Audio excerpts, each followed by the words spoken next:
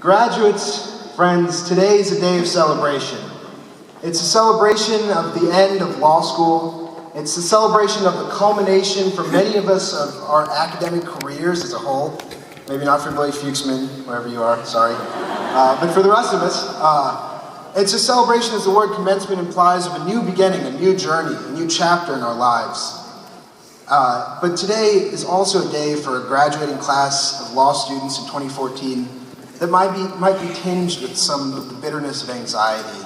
Maybe anxiety over the state of our economy, anxiety over the job market, and specifically the legal job market, and what that means for us as attorneys.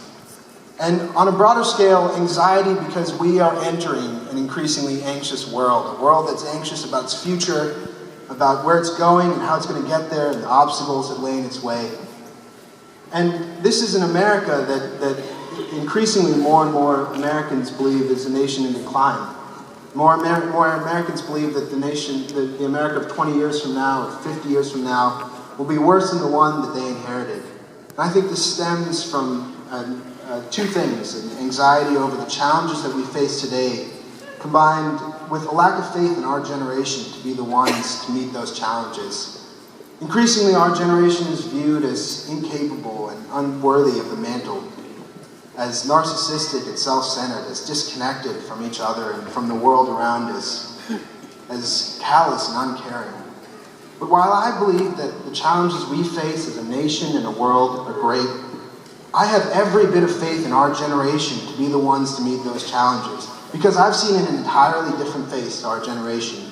And what I see in this Quinnipiac class staring back at me is an incredibly great generation just waiting to unfold in each of you. And when the world sees a narcissistic and self-centered generation, I think of my good friend Sarah Gruber, who, along with members of the Tax Law Society, spent their precious few Saturday mornings in law school preparing tax returns for some of the lowest income members of our community. Where the world sees an increasingly disconnected and uncaring generation, I think of my good friend Kelly McKeon, who, along with the leadership of Aaron O'Neill and members of the International Human Rights Law Society, spent time in Nicaragua building a connection with members of one of the most disadvantaged countries in our Western Hemisphere. And I could go around this room, and there are countless examples that illustrate this point, that the seeds of greatness are already beginning to sprout within this law class today. The Scottish historian and philosopher Thomas Carlyle in the 19th century advanced what he called the great man theory. He said, the history of the world is merely the biographies of great men. But the history of our generation is yet to be written. Its stories have yet to be told. Its pages are yet to be filled. And I believe that when they are, they will be so full of the small and yet incredibly significant acts of the multitude of great men and women of our generation that there will be no room for their biographies. I don't say this to be self-aggrandizing. I'm not here to pat you on the back. I say this because I think we stand at a critical juncture in our life. Many of us, for 20-some-odd years, have been mere spectators in this society of ours, content to watch from the sidelines, feeling voiceless when we see problems, feeling powerless to create the solutions. But today we graduate and we go forth from here into a bright new world. And as graduates, as a class together, we will go on to touch every facet of our economy, every corner of our society, every socioeconomic group. But more importantly, each of us individually will become whole owners in this society of ours. From this day forward, this world belongs to you and to me. And I hope that that's a responsibility that our generation takes seriously. My friends, this world is now ours, with all the deep complexities of its challenges, and yet all the unending beauty of its humanity.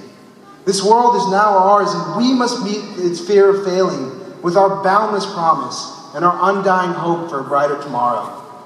This world is now ours, and we must stretch it to new horizons and reach to greater heights. We must be the ones to hold this world to its highest ideals. This world is now ours, and when we see problems, no longer can we be content to ask why, resigned to our defeat. But we must dream of worlds that are yet to be. And in the words of Bobby Kennedy, we must ask, why not? This world is now ours, and I believe that together as a generation, there's no mountain too high for us to climb, no ocean too wide for us to cross, no challenge that is too large for us to overcome, if we can find the greatness within ourselves.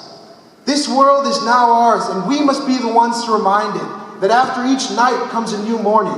After each disappointment comes new hope. With each generation comes new leadership and new vision. And we are that new hope. We are that new morning just beginning to break over the horizon. And we are ready to be the leaders that this world so richly deserves. This world is now ours. And as you go forth from here as graduates, I hope you do so with all the faith and resolve that this world will be all the better for you having walked in it. It's been a privilege to get to know you all and to serve as your president. I thank you all for being my friends and my colleagues. I look forward to seeing where your journeys take you. God bless you all, and congratulations to the Quinnipiac University School of Law, class of 2014.